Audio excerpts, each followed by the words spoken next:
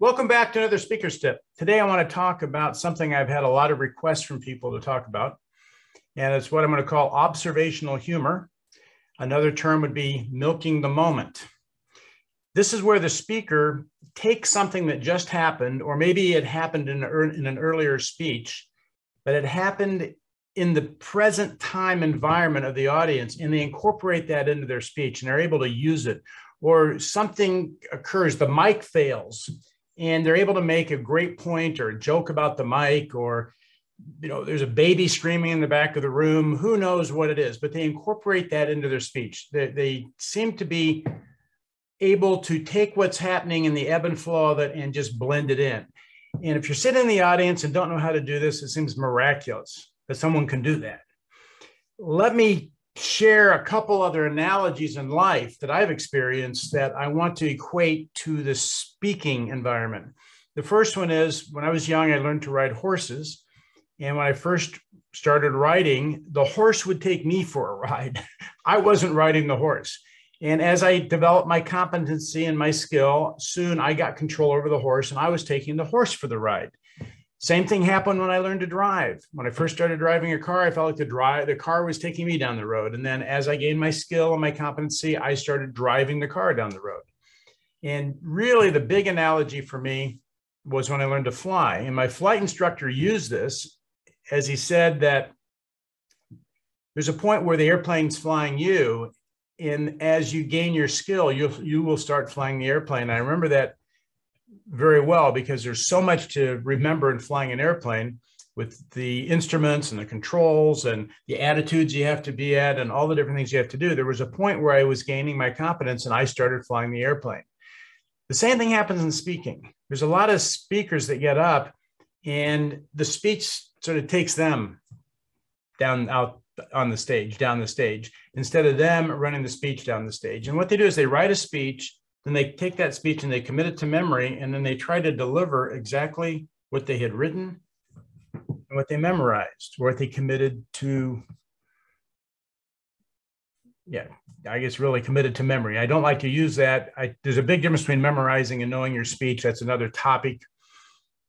So what happens if you have this speech that you've laid out, and something happens, you haven't written that into the speech.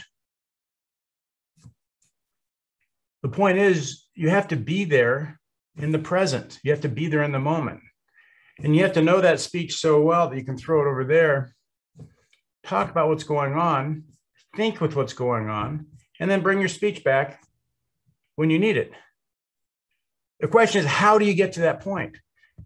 As I say on so much of this stuff, speaking is a muscle.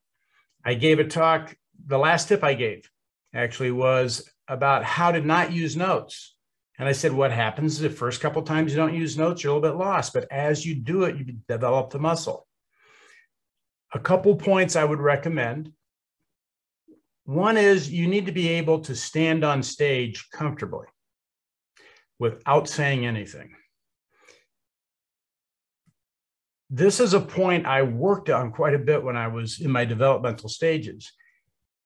And I think, like a lot of people, I get on stage and I always wanted to push the next word. I wanted to get the next word out, and to just stand there and look at the audience and have the command over the audience that you do when you're speaking, but you're not saying a word. But you're there right in the present, looking at them, commanding the space, and you're not saying a word.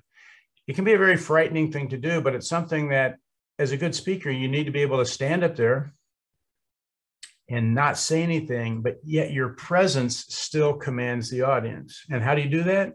You start working on it. I would start by standing on stages with nobody in the audience, a very low gradient. One of the things I do, if I get to a venue that I'm going to be speaking at, I will get on the stage and I will stand there maybe 15 minutes until I'm comfortable. So I'm on the stage and I feel like I'm in the present. Okay, the nerves and the anxiety, I'm familiar with the room. I looked at the corners. I looked at every chair in the room that I can see. I feel like I've got my position in front of the room, so that when I stand up there to speak, I'm comfortable standing up there.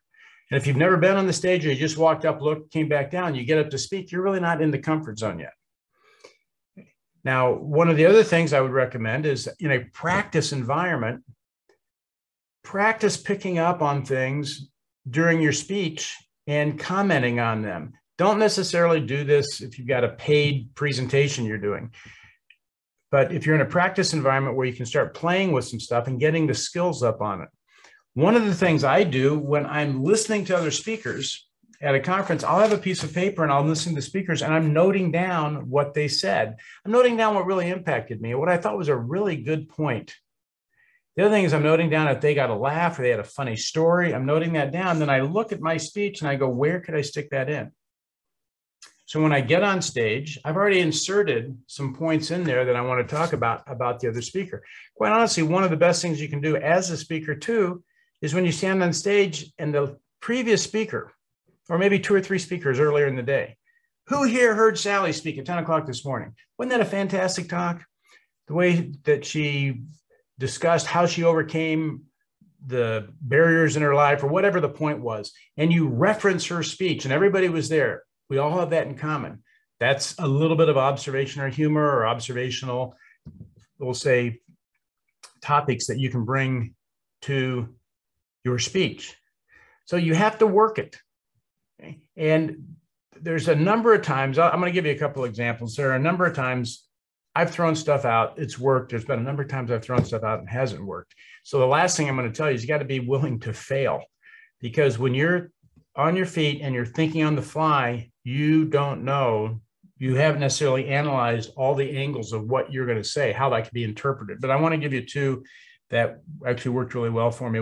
Back in my competition days, when I was competing for the World Championship, I was in my regional competition and there was a speaker named David, and I apologize, I can't remember David's last name, but he was from District 49 in Hawaii, and he'd spoken right before me, and his whole speech was about his Uncle Ernie.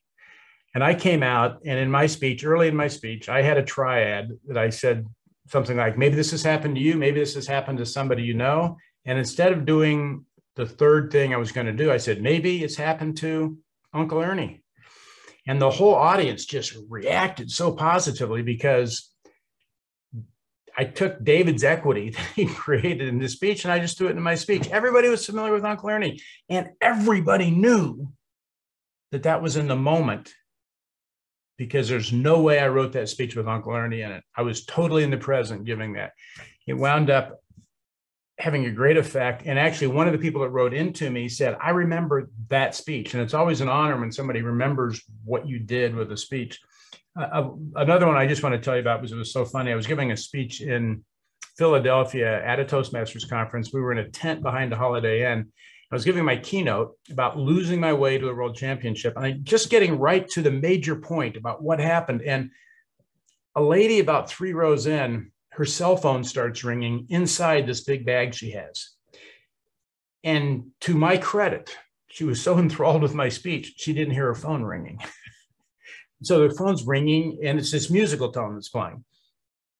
And you can sort of feel the tension. In the back of my head, I'm going, oh, come on, turn that thing off. But I'm not saying that. I'm going, come on, turn the phone off. I can't believe you're letting your phone ring. I'm just staying on my speech, giving my speech. I'm building right up to the climax of the speech. And all of a sudden, she realizes her phone's ringing. She opens the bag, and it rings a couple of times, and she's digging through his bag. And now it's louder. She finally finds the phone. She brings it out. It's inside a leather pouch. She takes it out of the pouch. Now the music's playing even louder, and she's punching the buttons. And I swear, 2 or 3 times it continues to play, and she finally turns it off right when I get to the main point of my keynote. And I paused right there. And in the back of my mind, I went, should I do this? Should I not? Should I do this? Should I not? I said, you don't, like I said, you got to make a decision right now if you're going to use observational humor or not. If it passes, you miss the moment on it. And I went, what the heck? I'm going to give it a shot. So I looked at the audience. I said, now, a lot of times when I make that point, members in the audience tell me that they hear music. I don't hear it, but a lot of people tell me they do. And the whole place just erupted. And it was actually quite good, because there was a lot of tension from the fact that this lady's phone had played music for so long and had interrupted the speech. And even after the speech, I had people coming up asking me if I had planted her in the audience to do that. And I don't think I could have planted someone to have done it as perfectly as she did it. But it was a time observational humor played a very positive role. And I have plenty of examples I'm not going to go into, but I've had plenty of times where I've just said stuff that's fallen flat, said stuff that people were insulted by, that I didn't think that how it could be interpreted. And one of the things I just want to tell you on observational humor, being in the moment, a lot of times when I'll throw something out and it doesn't work, I will talk about the fact that that didn't work. And I'll just say, well, that seemed like a good idea when I thought about it, but I guess I guess you guys didn't like that. I'll just actually talk about the fact I just threw a joke out that nobody laughed at, nobody liked. Another situation I've had that's come up is that I have jokes in my speech, humor in my speech, that works with audiences all over the world. And every now and then I will get an audience that just doesn't laugh at something. And I know that that was a really good piece of humor because I get laughs on it every speech I give. And I'll stop and I'll look at the audience and I'll go, you know, I tell audiences around the world that story and everybody around the world laughs. And so it's okay if you want to laugh at that. Okay. You know, and I will just say, look, everybody else laughs at it. You didn't. And then quite honestly, what happens, that sort of breaks the ice and people will actually loosen up and they'll come out of their shell and they'll start laughing. Just a couple of examples of using observational humor, but the basis of it is you have to be comfortable on stage. You have to be able to step away from your speech, step back into your speech. You can't be stuck in your speech. You have to be able to drive your speech like you drive a car, fly your speech like you'd fly an airplane, ride your speech like you'd ride a horse. Stop it when you want it, start it when you want it, and you know where you're going. And you have to be comfortable standing on that stage. And you got to be willing to fail with observational humor because you never know how it's going to go. But when you can put it in, it really makes your speech special.